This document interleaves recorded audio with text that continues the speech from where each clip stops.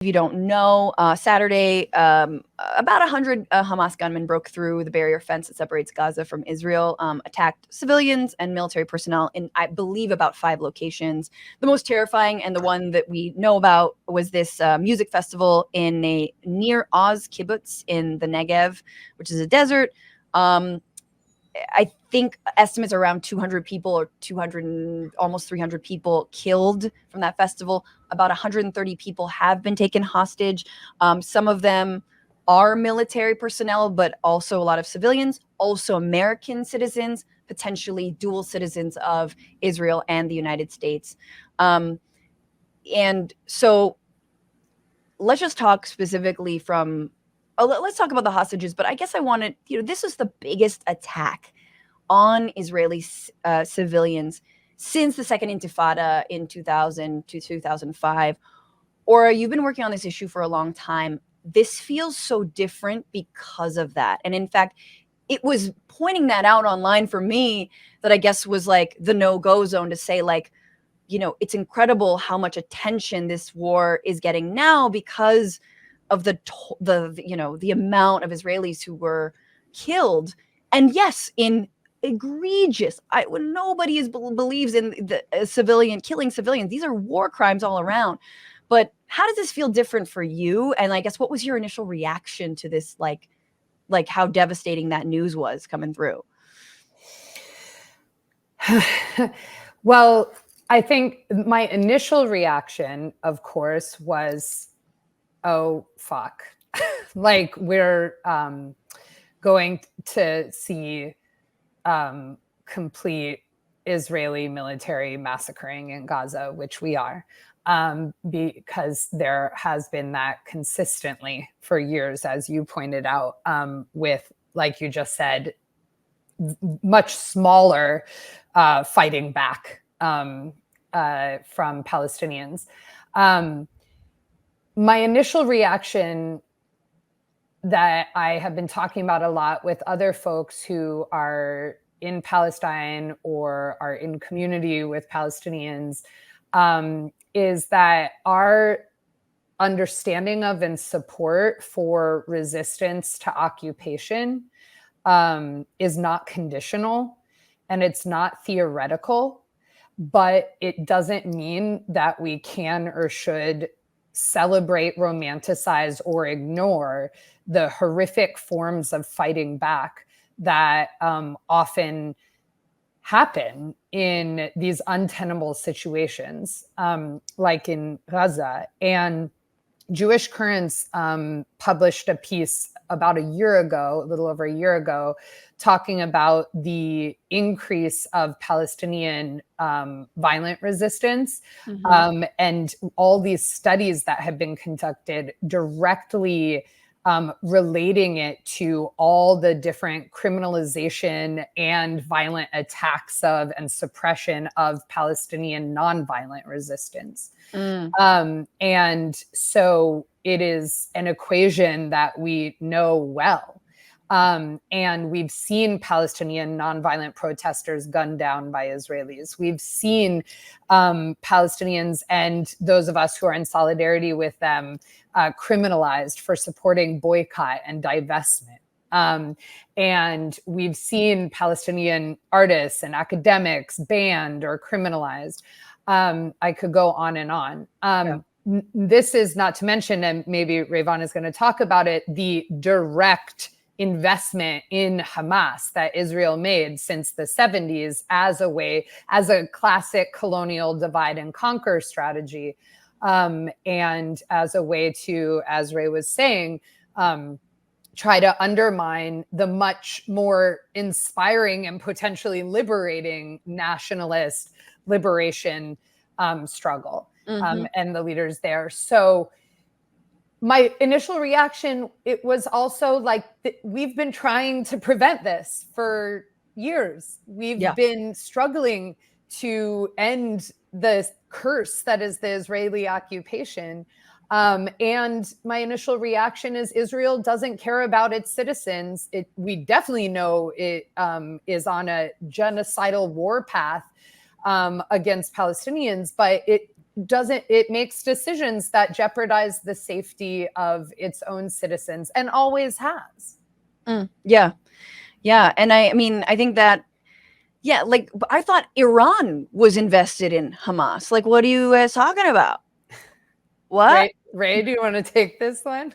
Oh, yeah. I mean, this is continuing on, and I'll talk about that in a second, because there's a quote from Netanyahu from 2019 that I'm glad is getting a little bit of attention right now. But there's been a long, ongoing concerted effort on behalf of the Israeli government. And, I always say that they created the conditions to allow Hamas and more extremist resistance, sort of forms of resistance, to grow, but in a more direct way, funneled money to Hamas in an effort to undermine, as Aura was saying, more inspiring, more socialist based, non-violent forms of resistance. But when I was, sorry, I'm like all over the place today, but there was a quote that I think is important. It's been circulating. Netanyahu said in 2019, while speaking to members of his party, that in order to ensure that there's never an establishment of a Palestinian state, Israel needs to, and his word was continue to, which I think is important to highlight, continue to fund Hamas and bolster Hamas, because they know that when they do that, when they're propping this up to the detriment of other forms of resistance, they will always have an enemy they can demonize. They will always be able to say, well, we're fighting in a war against terrorism. We're fighting in a war against these groups that don't believe in the right of Israel to exist, despite the fact that, there are liberation organizations that have said, we're willing to concede that. We're willing to concede that Israel has a right to exist if you'll come to the negotiating table with us. Was Israel willing to go to the negotiating table with them? No, despite the fact that that is the thing that they continue to say is the reason that they can't negotiate with these people. They don't want us to exist. So even when that is explicitly stated by the liberation organizations, it doesn't make a difference, because again, they're funding organizations like Hamas, and it helps them. It helps the broader PR cause that, as we'll look at, as the defense minister said, that Palestinians are animals and you can't negotiate with animals. Although The Intercept brought some receipts. This was an article recently. They wrote that in 2018, Hamas leader Yahya Sinwar wrote a letter in Hebrew, which is huge, wrote a letter in Hebrew to Prime Minister Netanyahu asking him to take a calculated risk in agreeing to a long-term truce with Hamas. The truce would have led to an end to Hamas rocket fire against Israel in exchange for the reestablishment of economic infrastructure on the territory. Although some aid reached Gaza, Netanyahu ultimately rejected the end treaty for a broader truce. The U.S., of course, did not apply any notable pressure on Israel to pursue this or other possible openings. We'll talk about the political failure a little bit later, but I wanted to zero in on something, Aura, you said about Israel not caring about its citizens. I think that comes across as, if you are Israeli or you are watching the United States, you might say, what do you mean? That's awful. What are you talking about? But there might be some evidence to that as we speak. Right now, apparently there is no negotiation going on for the release of the some 130 hostages taken by Hamas. According to Israeli media, the Qatari ruler and German chancellor are going to meet and will meet and have added Israel-Hamas captive negotiations to their agenda. So I guess Qatar and Germany are going to work this out. It's not clear. Hamas is asking for the release of Palestinian prisoners, specifically women and children from Israeli prisons. Hamas is threatening to kill a captive every time Israel's military bombs civilian targets in Gaza without warning. There are text messages being sent out, but we'll talk about that in a little bit. And again, there are soldiers as well as civilians. Here is one of the family members of a hostage imploring Israel and the United States to work to release these hostages and not escalate the violence. Take a look. Right now, this is at the Carlton Hotel in Tel Aviv. 4 families who are U.S. citizens speaking at an emotional press conference, hoping to get answers about their missing loved ones. Let's listen in. That are kept in hostage by the Hamas terrorists. While saying this, I want also speak about the responsibility that the U.S. administration, President Biden, and the Secretary of State Blinken has for the lives of every U.S. citizen that is out there. And they are responsible to bring the U.S. citizens back home safe and sound. Okay, so there you have it. There's a family member of someone who is being held hostage, and a lot of people don't know, are they alive? Are they dead? Where are they being held? Again, Gaza is the most populated place on Earth, I believe, the most dense in terms of population, which spells nothing but disaster when it comes to an all-out war. But Aura, do you see in, I guess, and I don't know if you've got your ear to the ground on this, but in Israel, if people are, here you have this man imploring his own government to do something, but then kind of raining bombs on the very people who could be holding your loved one doesn't feel like a way to bring them back. Yeah, so your reaction to that? Well, I do not have my ear to the ground in Israeli society. As you might imagine, I'm not wildly popular there. But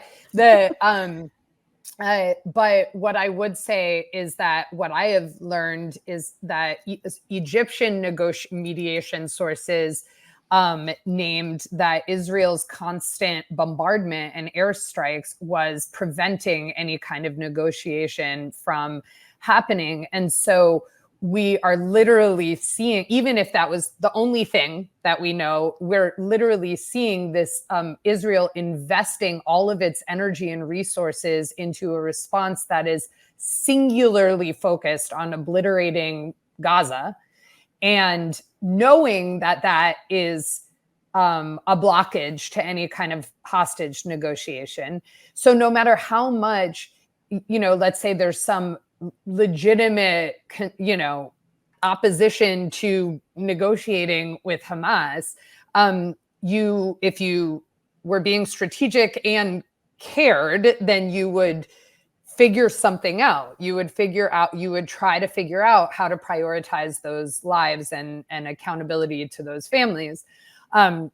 That's without even taking on the responsibility of the brutal decades-long occupation and siege of Gaza that created the violence in the first place. Yeah. And I think, something that I thought about, I think I was even texting with you about earlier, Francesca, is that in terms of a response around here, for some reason, I still can't get off. My father was a rabbi, he's retired, and I still somehow can't get off his synagogue's newsletter.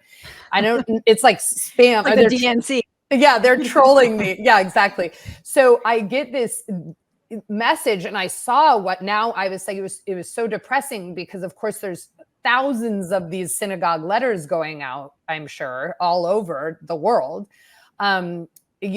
Telling Jews, to all the members of the synagogue, to stand by Israel and to donate money to support Operation Iron Swords, which every single one of Israel's bombardment, escalated wars on Gaza have had these awful, like, comic book names. It's like, it's unreal even how violent they are in their language. But so it was calling for all the members of the synagogue to raise money for the army, not for like the citizens of the family members, or the family members or anything.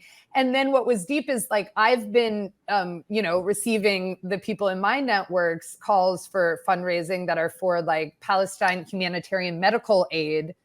And, all these different, it's pretty much focused on supporting medical aid to all the victims of Israel's bombings.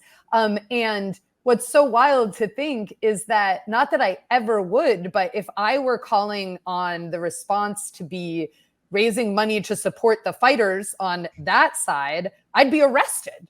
Yeah. And I think that's the thing here is it's like that kind of response. And we saw it, like you named 9/11 here, Francesca, that we all, this is par for the course with Israel and with the US. The US constantly divest from any kind of care for its citizens and invest gazillions of dollars into war machine, our own and Israel's.